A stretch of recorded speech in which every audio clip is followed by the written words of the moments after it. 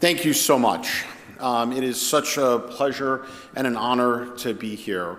I want to start off by thanking the U.S.-Indonesia Society for not just what you have done tonight to put together this wonderful dinner for the minister, in honor of the minister, but really for what you have done for so many years to really bring together, I think, some of the best in Indonesia, in the United States, and strengthen the circle of friends of Indonesia in the United States. As a diplomat for 30 years, one of the things that I have come to really realize is that the single most important thing for our effectiveness in virtually every place that I've served is the degree to which there is a constituency and support for the relationship in the United States. And the work that the U.S.-Indonesia Society has done to strengthen, I think, a large constituency. There are many people who are interested in Indonesia, who care about Indonesia, who recognize the importance of the relationship. But the work that the Society has done, I think, is truly impressive, and I really want to commend you for your work. It's very humbling and at the same time a great honor to be here to really recognize and to honor Minister Sri Mulyani, one of the true giants in international economics and finance, someone who has done extraordinary work in a variety of stints, both as Minister of Finance in Indonesia and also in a variety of other capacities, which have really made a tremendous difference, I think, in both advancing global interests, but also, I believe very strongly that your work, Minister, has been very good for the United States.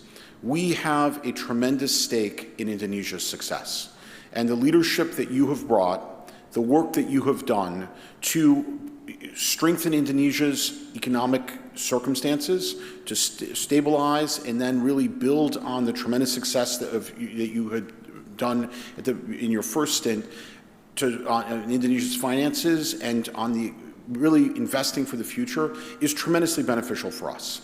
This is a very important relationship. For those of us at the White House, we are deeply conscious of the fact that the Indo-Pacific is where the global center of gravity has shifted to. And it used to be that we talked about this in the future tense. But the reality is that by almost every major metric, in terms of population, economic weight, but more importantly, future economic growth, the Indo-Pacific is where America's destiny will be charted.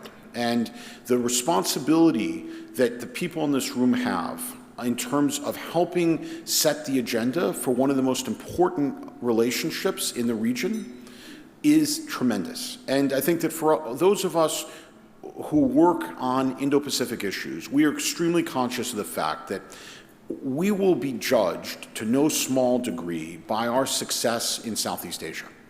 And I think that, in comparison to previous administrations, some of whom, and all of whom have focused to some degree in Southeast Asia, I think there's an increasing awareness from the president on down of the importance of investing in our relationships in Southeast Asia.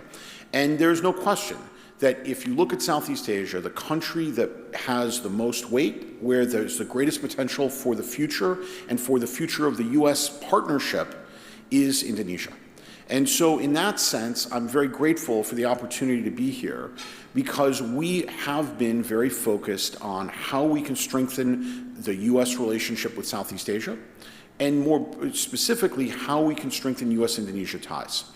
We see this as a priority, and I think that, while there have no doubt been challenges, and I think the reality is that COVID has been a huge challenge, not just in the United States, not just in Indonesia, but also how we conduct foreign policy. It has made everything harder. It has made it more difficult to have the kinds of exchanges that we would consider to be normal. And one of our great hopes is that by working together, and we really want to salute and acknowledge the tremendous work that the government of Indonesia has done dealing with an incredibly difficult challenge on COVID. But by working together, and not just the United States and Indonesia, but other partners with Indonesia, and Indonesia with other partners in the region, that we can hopefully find ways to bring this under control. I mean, we are very proud of the work that we were able to do, and we recognize that it was small in comparison to the needs to support Indonesia in its hour of need. And we provided approximately 13.4 million doses of vaccine, but we also provided other equipment and other assistance. We wish we could have done more. I mean, the reality is that one of the most depressing things about dealing with COVID in this position is seeing how overwhelming the challenges are in so many places. And as great as Indonesia's needs were, particularly in the summer when at the height of the Delta surge. I mean, the truth is Indonesia's capacities were actually greater than many other countries that were facing also very severe challenges. And I think we really want to commend the government of Indonesia for the work that not just that was done in responding to this, but the work that was done to build up the infrastructure and the institutions that put Indonesia in the position where it was able to have a much more effective response than many other countries. Now, more effective, sadly, is not perfect, and I think that what we've all seen is that we face tremendous challenges and that there are, unfortunately, no easy answers. I think many of us, certainly I fell into this camp, sort of thought that with vaccines, everything was going to be great. And I think what we've seen in this country, and we've seen in many other places, is that sadly, vaccines don't by themselves deal with the challenges that happen as countries are trying to ramp up their vaccination rate. But regardless, the key thing, at least for us, is that we tried very hard to be there for Indonesia because we felt it was the right thing to do, and also because we felt that this is investing in a partnership that is of tremendous importance to us. So I just want to very quickly just note a couple of things, and I don't want to, I recognize that, it's after the food, so there's not quite the same pressure to be brief, but at the same time, it's always good not to go on too long. But I think we recognize Indonesia's status as a true democratic success story. And in a time when democracies around the world are beleaguered and challenged in ways that were almost unimaginable 20 years ago, I think that it is particularly important for us to recognize the tremendous work that Indonesia has done on democracy and institutionalizing democracy. And I think as we look at the challenges that we and many others face, it's important to be humble about how hard this is. I think there was a time perhaps where many of us sort of thought that, oh, of course, this is what countries can do. And I think we now realize how hard this is and what a tremendous achievement this is. I think we also recognize Indonesia's role in ASEAN. We are facing many challenges across the region. And I think that one of the things that this administration is very committed to is ASEAN centrality and the importance of working with ASEAN. We recognize that there is no way that the United States can have strong bilateral relationships with countries in Southeast Asia if we do not have an ability to work effectively and closely with ASEAN, if we do not recognize the importance of ASEAN centrality, if we do not look for ways in which we can expand our partnership and our work together with ASEAN. And in that regard, we have found Indonesia to be a tremendously effective partner. Dealing from the challenges in Myanmar to other regional challenges, we have found Indonesia to be very effective diplomatically, to give very good advice to us, and we're grateful for that. I think that the other place where I think Indonesia has really shown tremendous leadership and where we believe that we have an ability to work much closely together, and I think you've heard already, is on climate. I think that, and I particularly want to salute the minister for her tremendous efforts to champion the importance of addressing climate change. One of the questions I'm sometimes asked is that, when you work for the U.S. government in foreign policy in Asia, often there tends to be a lot of continuity. There are some issues where there's a little bit less continuity between administrations of late, and climate is one of them. And I think that we really want to salute you, Minister, but also Indonesia as a partner. And I think that there's a tremendous amount that we can do together, ranging from clean energy to trying to address challenges in the region, work together more effectively with ASEAN, work together with other Southeast Asian partners. And this is something that I think really brings us together, but also my view is that we do better when we have real challenges to face together. And I think that this is something that is an existential challenge for everyone, and we see the partnership with Indonesia as offering tremendous potential. And look, we will not always agree, and I think that it needs to be understood. This is a relationship that has a complex history. There are areas where we disagree, but what I'm very proud of, and what I believe to be tremendously significant, is that the U.S.-Indonesia relationship has evolved to the point where we are able to disagree candidly, directly, that we do not need to pretend that we get along and that we're on the same page on issues where we're not.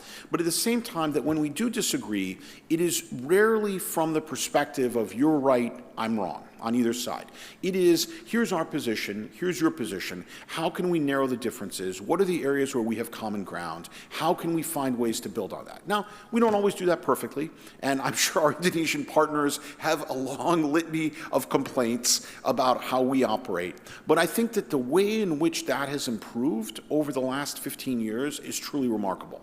And I think that the partnership that we're able to bring on issues ranging to ASEAN, how we work together in ASEAN, to health, to even like little things like scheduling of meetings and doing it in a way that is trying to be respectful to both. I think all those things show a growth in an ability to work together. And I believe very strongly that this is truly critical for the United States. We cannot be effective in the Indo-Pacific if we're not effective in Southeast Asia. And we can't be effective in Southeast Asia if we don't have a strong relationship with a prosperous, successful Indonesia.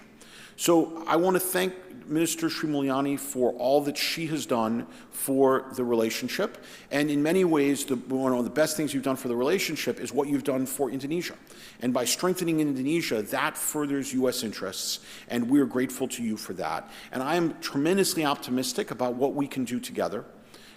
These are difficult times, and I think that we have to acknowledge that we're facing challenges of a kind that were very difficult to imagine as little as 10 years ago, even 5 years ago.